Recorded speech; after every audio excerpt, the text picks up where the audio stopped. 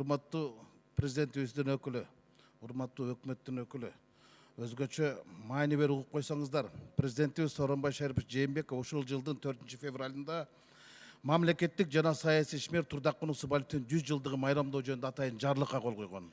Анан анын максатын да белгилеп кеткен. Кыргызстандын экономикалык, социалдык жана маданий жактан калыптануусуна көрүнүктүү салым кошкон Турдакман Усубалиевдин элесин түбөлүккө калтыруу жана анын туулган күнүн 100 жылдыгын мамлекеттик деңгээлде майрамдалсын деп президентибиз ушундай жарлык чыгарды. Президентибизге рахмат. Анан бул ишти өкмөткө жүктөп койгон.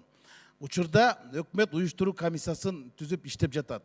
Кече мен Кочкордон келген Турдакман Усубалиевичтин туугандарын, жердештерин кабыл алдым. Алардын ачык эле айтайын, азыркы аткаруу бийлигинин ишине нааразы болуп жатышат. Эмнеге нааразы болуп жатышат? Алар ириде ушул көрүнүктүү салым кошкон, көрүнүктүү инсаныбызга көзгө басар Турдакман Усубалиевдин атын түбөлүккө калтыруу максатында ушул 100 жылдык бар экенин өкмөт башчы өзү жетектөө орун басарына өткөзүп койгонуна нааразы болуп атат. Мамлекеттик деңгээлдеги макамды ишти өкмөт башчы өзү аткарсын да. Былтыркы жылы Чыңгыз Айтматовдун 90 жылдык баракесин Сооронбай Шарипович өзү өкмөт башчы болуп турганда, Сапар Исаков анан Абылгазиев өздөрү башкарганда. Эмне үчүн Турдакман Усубалиев келгенде өзүнүн орун басарына жылдырып койду? Бул биринчи таарынчы. Экинчи таарынчы, мэрия, Бишкектин мэриясы эски аянттын атын бере салыптыр. Уят эмеспи?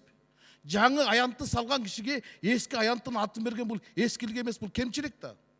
Мына Өзбекстандын президенти өзүнүн сунушу менен Өзбекстандын парламентине киргизип, Жизак район областындагы Жизак район Шараф Рашидов аттындагы район кылды. Казактын парламенти 6 мүнөттө Астананы Нур-Султан кылып койду. Хотя тирүү адамдын ашы өрүлбөйт, тирүү адамдын аты өрүлбөйт дейт. Кунаевдин атына көчө бар, Кунаев атындагы академия бар. Былтыр Кунаев атына мечит салынды.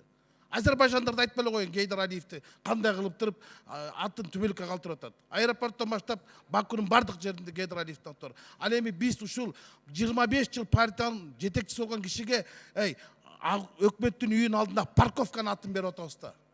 Машина токтотуу жайды ушул мартабалуу мамлекеттик ишмерге кыла турган мамилеби? Туугандар айтып атат, бере турган болсо бул 1-Май районунун атын берсе, бул жакшы болот эле дейт да. Бербесе бербей эле койсун дейт. Биз артык кылабыз деп тыртык кылбашыбыз керек. Ушуну мен урматтуу Курманбек Сапарбаевич президентибизге жеткирип койсоңуз, алар ушуну айтышты, ушу депутаттар көтөрүп силер да салым кошуп койсоңор деп. Эми биз деле парламент деле керек болсо ушул жогорку кеңештен токуп туруп өкмөткө сунуш киргизбейикпи? Керек болсо биз отурган ушул ак үйдөгү Турдакман Усубалиев бюджеттен 1 тыйын албай Черненконун жардамы менен салдырган.